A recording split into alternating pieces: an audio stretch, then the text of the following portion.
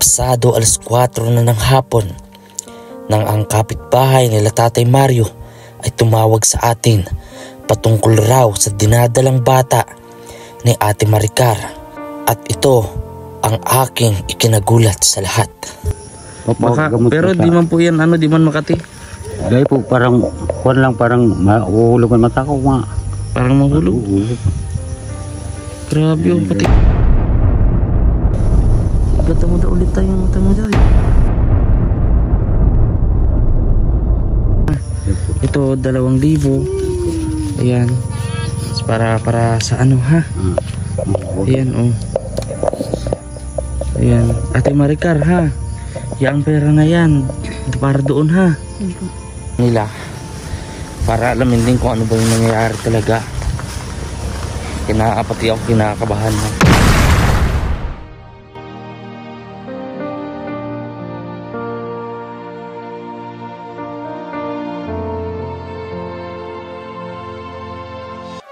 Yes, hello po mga kalingap, mapagpalang araw sa ating lahat. At ayan, nakita nyo naman sa aking likuran, umuulan. Ayun, so dali-dali po akong papunta ngayon sa kabundukan kala Tatay Mario, kasi sabi nga nung kapitbahay nag-message sa atin is emergency patungkol ito sa pagbubuntis ni Ate Maricar. Hanggang ngayon palaisipan pa rin po sa atin o sa mga kapatid o kaya mismong kala Ate Maricar kung ilang buwan nga ba yung pinagbubuntis ni Ate Maricar. So kung ano man, kasakit na daw po yung tiyan, kung ano man, pupunta na tayo ng hospital ngayon din. And shoutout nga po pala kay Ma'am Jo. Ayan, Ma'am Jo, maraming salamat sa tulong po. And tara mga kalingap, and bago yan, please subscribe sa ating YouTube channel ng Videos Game Official, and ng ating ama ng kalingap si Kuya Val Santos Matubang, Kalingap Rab, Ateta Vlog, Roel of Malalag, at sa lahat po ng ating mga kasamahan sa paglingap na hindi tumitigil katulad dati. So let's go mga kalingap.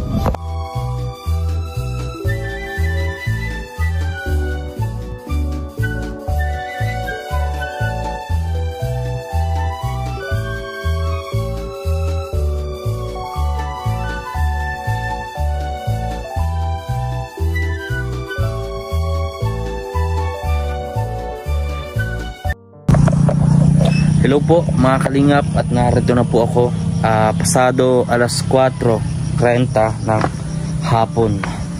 So yun, emergency nagpunta tayo dito sa kanila para alamin din kung ano ba yung nangyayari talaga. Pati ako kinakabahan na.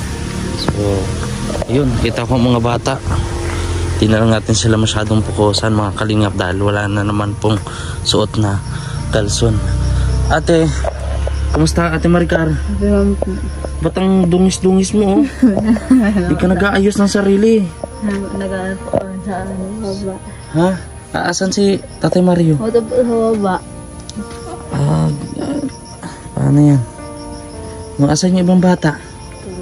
Natutulog. Napakadilim naman Ate Maricar, wala kang ilaw? Meron? Meron, buksan mo Ate Maricar, oh. Walang ilaw. Ayun, so yun o, ito mga bata. Dito din itong mga materyales. Maliwanag naman po pala kapag gabi. Ayan o, ayaw nyo ng kutsyon. Yung kutsyon, ito yung binili natin nung dati mga kalingap. Pero ang gusto talaga nila, ito yung unang binili natin na ganito o. Ayan, nandiyan po yung mga bata. Gising na si Ate nung pa. Kawawa ang mga bata ito mga kalingap. Nimpa, Kuya Kim, nandito si Kuya Kim. Nimpa, pag nag-iiyak po, mahal mag-iyak. Dito ang kalingap. Ayan, dito tayo. Grabe, nagulat naman ako kay Ate Maricar. Ang dungis, malayo kala Nika, kasi kahit papano nga sila Nika na din nagsabi mga kalingap na paano nag-aaral po si Nika. Itong si Ate Maricar is hindi talaga, no, nakapag-aaral naman po ng elementary si Nika, grade 5. So ito Awa-awa mga bata to, grabe. No, so ito mga kalingap, alamin natin kung ano mga ba yung dahilan kung bakit tayo ganitong oras ay pinapunta tayo dito. No, humingi po ng tulong sila Tatay Mario at Ate Maricar. Sabi po ng kanyang kapitbahay na dyan po nakatira. Ayun, ito yung mga uling sa pagpunta natin. Ayan,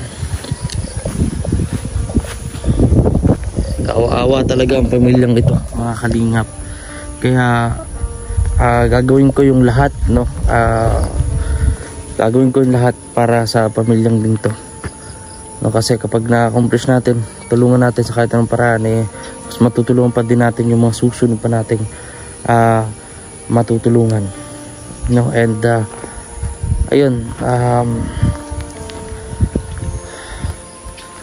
dagdag na dasal, panalangin. Kinakabahan ako, pero di ko alam kung anong dahilan po. Ayan, no, ito po yung tinitirhan nila mga kalingap. Ayan, at puntahan natin sila Tatay Mario dito. Siguro kausapin ko na lang ng mga kalingap. Ayan, balik-balik ako dito, hindi ko maintindihan yung pakiramdam ko. Balik na ako, pangalawang balik na ako dito kalalakad. Ayan, at sana kung ano may maano natin, sana okay naman. Kung ano, yan si ate yung kapitbahay. Yan si ate yung kapitbahay po. Yan si ate. Yan, hintayin po natin na nagkukuha yata po ng uling si Tatay Mario, o kahoy panggawa ng uling. Kuha po si Tatay Mario. Ayan, hintayin po natin. So okay na din yung ano nila. Ayan, ito bawal po talaga ang pag-uuling, no, pero ang ina-allowed lang po ng DENR. Ito po para paano sa akin, hindi ko na po sinasabi, basta correct me if I'm wrong, is in-allowed po ng DENR na mag-uling is yung mga sanga-sanga, no, pero pag malalakihan ng puno, yan, bawal na po yan. Yan.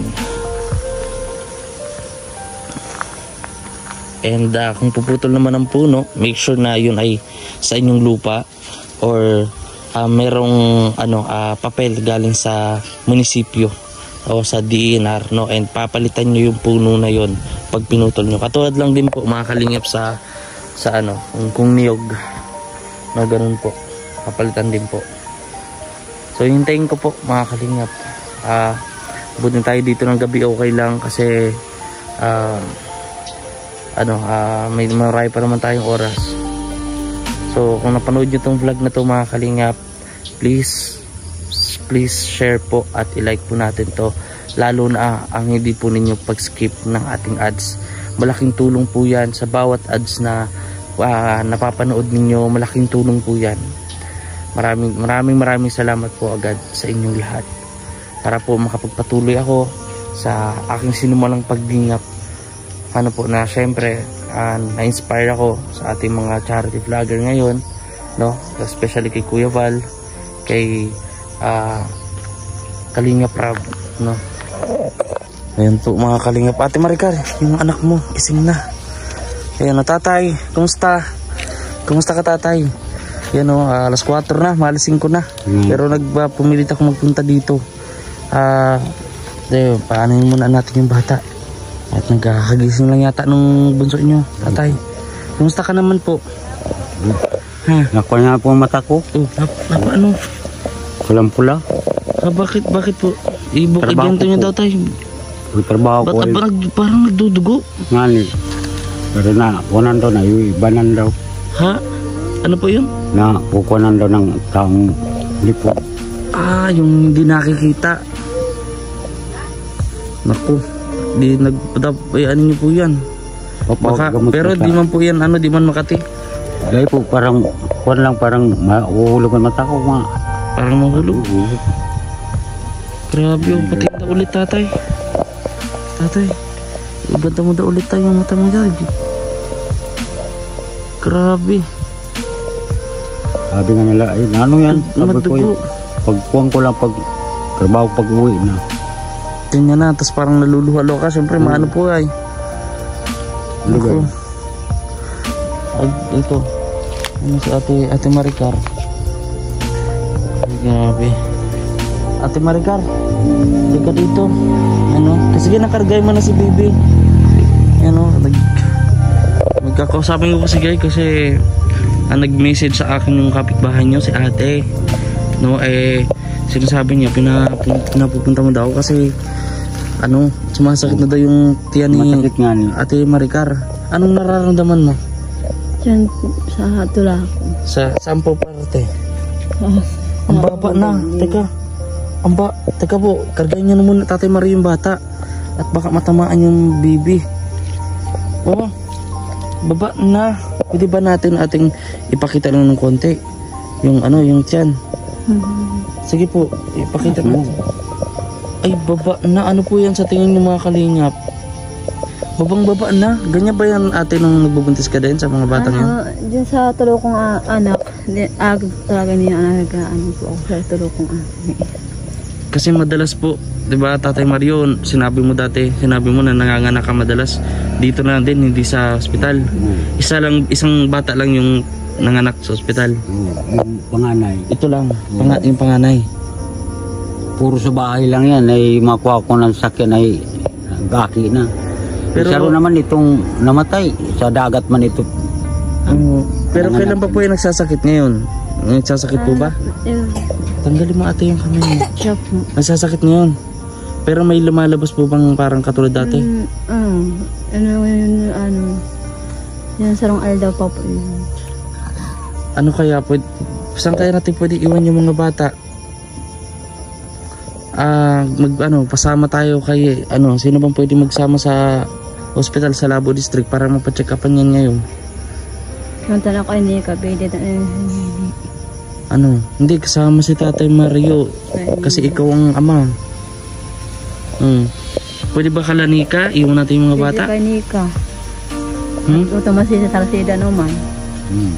Tapos ipuntahan hindi naman. Bukas na lang ganyan. Bukas na lang. Kung anong ayan para sa bata, baka kung ano na yan. Pero napuntahan mo na ba ate yung nakausap mo yung mama mo? Nakausap po itong punta din niya. Nagpunta dito yung tiyahin yun, kinuha ko yung magpapaaki. Ang sabi sa akin ay kunan daw ng taon ng ipod. Yung nagsasakit. Hindi naman yung taong lubog kasi pinangamuyan pagbaba na. Pero ikaw ba tatay, tanda mo ba kung kasi tinanong ko si Nika, hindi rin niya alam kung ilang buwan na ba talaga yung pinagbubuntis mo. Nagpunta na daw kayo center, hindi pa rin alam.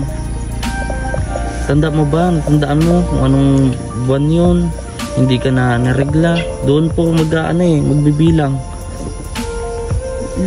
Ba ito, hindi ako naregla ka ito. Tandaan niyo pong mabuti Ate Maricar.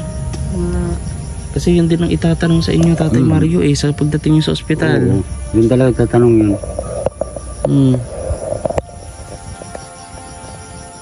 Pero aram din siya sa ospital kung talaga maakit at alam nila.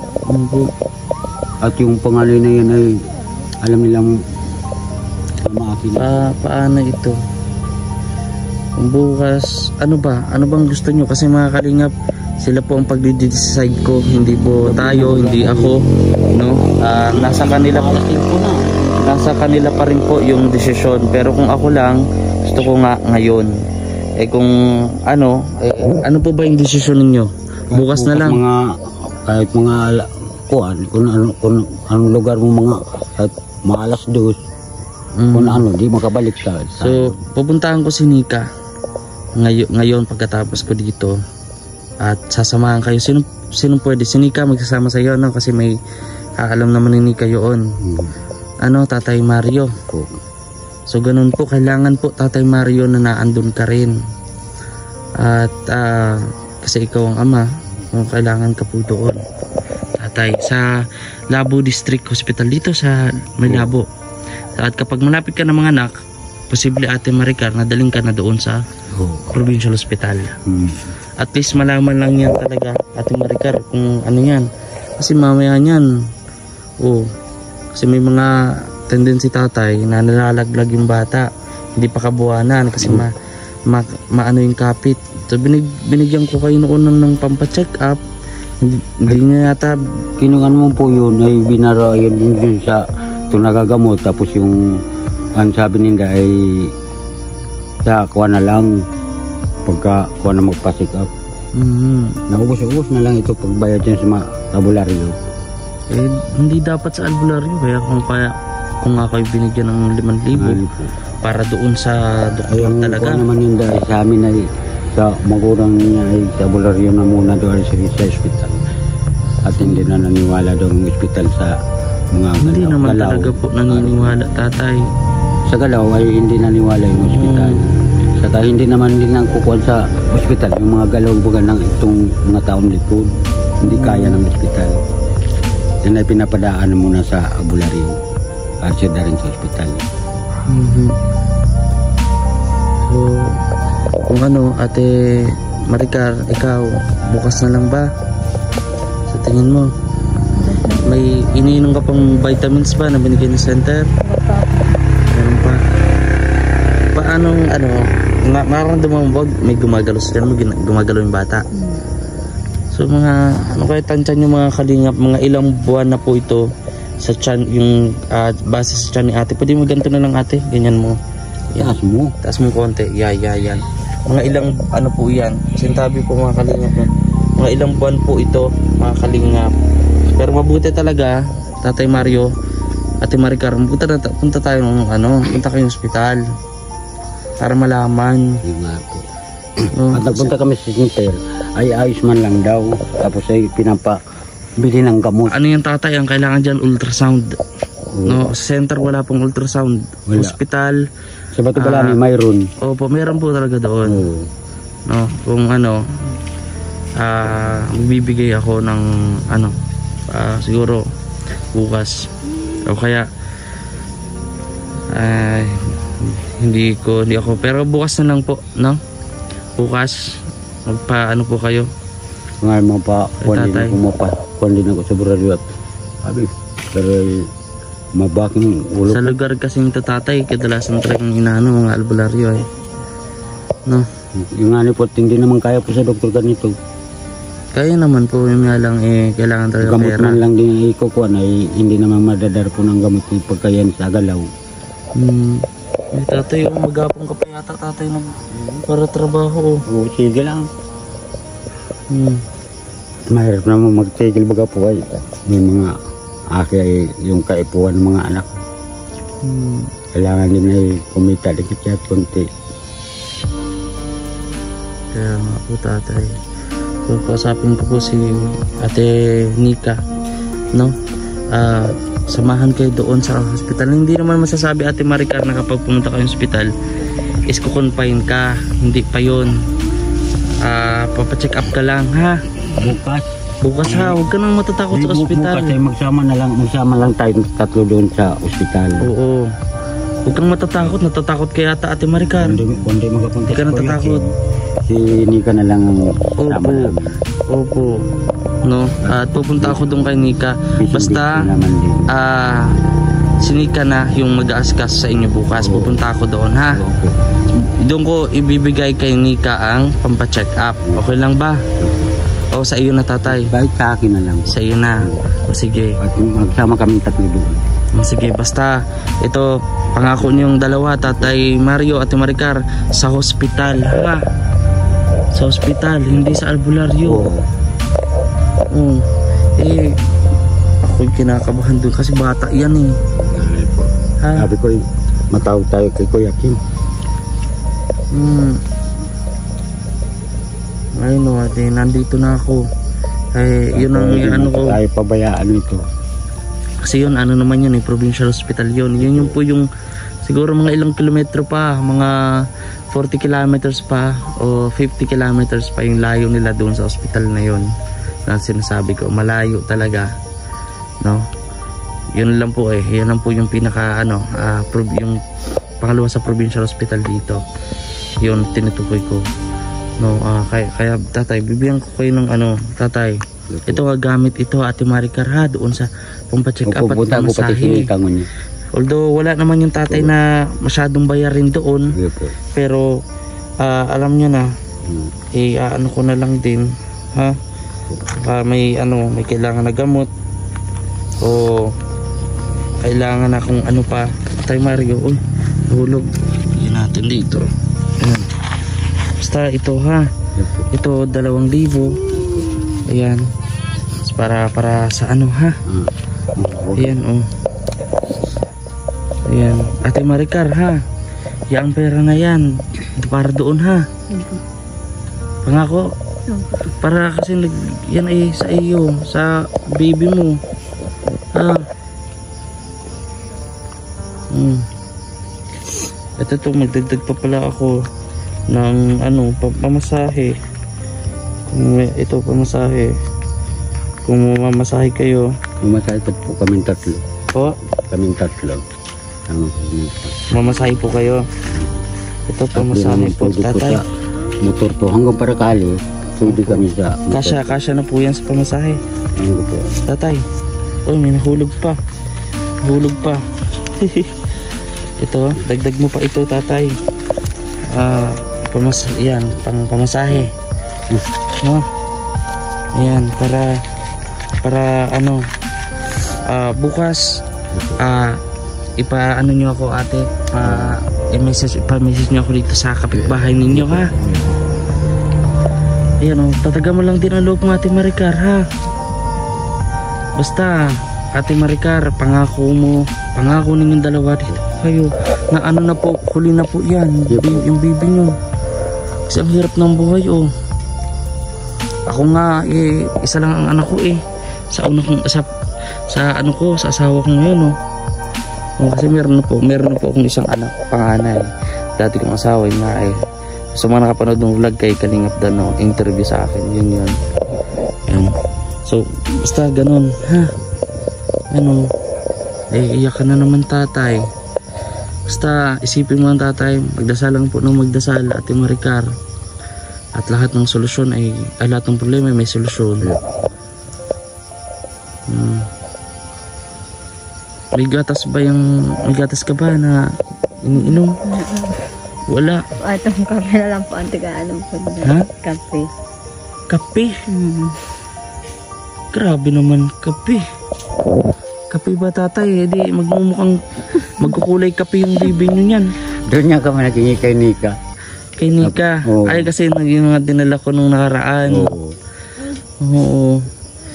O sige, dadaanan ko si Nika ngayon, tatay. Nagpunta dito si Franco, sabi may dinara sa amin. Sabi ko, nagbibigay din si sabi ko, wala din kaming kape Napakabait naman Tapos sabi binigyan kami ng yung kape ko, tatlo.